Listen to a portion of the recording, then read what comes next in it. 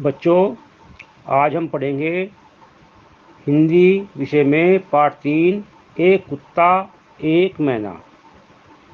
बच्चों, यह जो पाठ है हमारा, ये लेखक हजारी प्रसाद द्विवेदी जी के उन दिनों का संस्मरण है जब हजारी प्रसाद द्विवेदी जी शांति निकेतन में रहा करते थे। तो इसमें उन्होंने गुरु रविंद्रनाथ टैगोर के प्रति अपनी आस्था व श्रद्धा का उल्लेख किया है।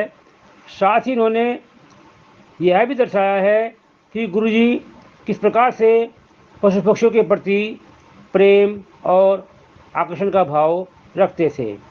तो बच्चों, आज से कई साल पहले गुरुदेव के मन में आया कि वे शांति निकेतन छोड़ करके कहीं और चले जाएं, क्योंकि वहाँ पर भीड़ भाड़ बहुत ज़्यादा थी। इसलिए वे वहाँ से करीब 3 मील दूर श्री निकेतन के पुराने त्रिमंजिले मकान के सबसे ऊपर के तल्ले में जा कर के रहने लगे। बच्चों, उन दिनों ऊपर पहुँचने के लिए लोहे की चक्करदार सीढ़ियाँ थी और बूढ़े कमज़ोर रविंद्रनाथ के लिए उन पर चढ़ना बड़ा मुश्किल था। बड़ी मुश्किल से उनको वहाँ पर ले जाया गया। तो बच्चों, उन दिनों छुट्टियाँ थी और आश्रम के अधिकांश लोग बाहर घूमने के लिए गए हुए थे। तो एक दिन लेखक के मन में उनसे मिलने का विचार आया और वे गुरुदेव के यहाँ चले गए। तो उन्होंने देखा कि वहाँ गुरुदेव बड़े आनंद में थे और अकेले रहते थे। वहाँ इतनी भीड़ भाड़ नहीं थी जितनी शांति निकेतन में होती थी। तो वे सभी ऊपर चले गए। तो उन्होंने देखा कि गुरुदेव एक घर के बाहर एक कुर्सी पर चुपचाप बैठे हुए अस्तांचलगामी सूर्य की ओर देख रहे हैं, उसे निहार रहे हैं। और लेखक को देखकर वे मुस्कुराए और फिर बच्चों से कुछ छेड़छाड़ की और उनसे हालचाल पूछा। फिर वे चुप हो गए। तो बच्चों, उसी समय वहाँ पर गुरुदेव का एक कुत्ता जो उन्होंने शांति निकेतन में पाल रखा था, वह भी गुरुदेव का पता ढूंढता ढूंढता अपने आप ही श्री निकेतन के उस त्रिमंजिले मकान के उसी भवन में चला गया जहाँ पर गुरुदेव रहते थे।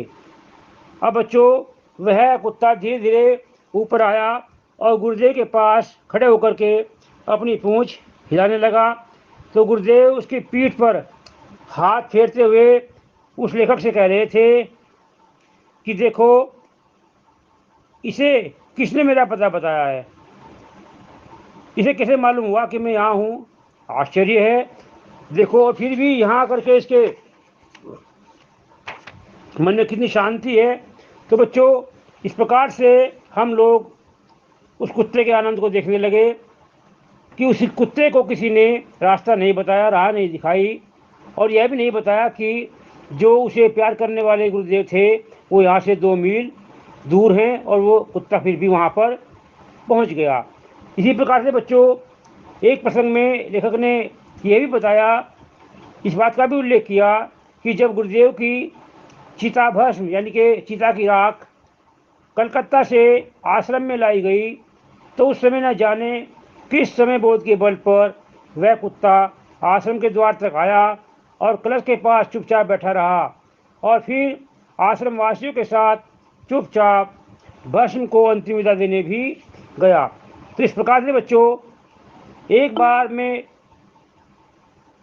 लेखक बता रहे हैं कि एक बार मैं सवेरे सवेरे गुरुदेव के पास गया था और उस समय एक लंगड़ी मैना वहाँ छत पर फुदक रही थी। तो गुरुदेव ने बताया कि देखते हो कि यह यहाँ पर रोज़ फुदकती है और इसकी चाल में एक करुण भाव दिखाई देता है।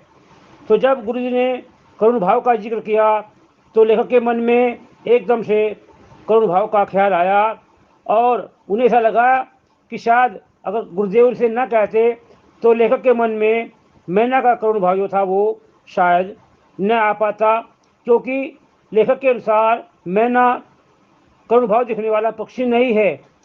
तो उसने बताया कि 3-4 वर्ष से मैं एक नए मकान में रहने लगा हूँ, जहाँ की दीवारों में चारों ओर एक एक सुराख छोड़ रखा है और एक मैना दंपत्ति यानी कि एक नर मैना और एक मादा मैना दोनों का जोड़ा प्रति वर्ष वहाँ अपनी गृहस्थियाँ करके उन सुराख में जमाया करता है। पहले वे वहाँ पर आकर के सुराखों में बैठते हैं और फिर तिनके और चिथड़ों के ढेर लगा देते हैं, जबकि हम लोग उन सुराखों को ईंटों से भर देते हैं, फिर भी वे खाली बची जगह का उपयोग कर लेते हैं। तो इस प्रकार से लेखक बता रहे हैं कि जो मैना दंपत्ति है वे पहले वहाँ आकर बैठते हैं, तिनका लेकर सुराख में बैठते हैं और फिर वे अपना नाच गाना शुरू कर देते हैं। इस प्रकार से बच्चों, इस कविता में लेखक ने गुरु रविन्द्रनाथ टैगोर के द्वारा पशु पक्षियों के प्रति, प्रकृति के प्रति जो है वो प्रेम जो था वो उसको दर्शाया है। धन्यवाद।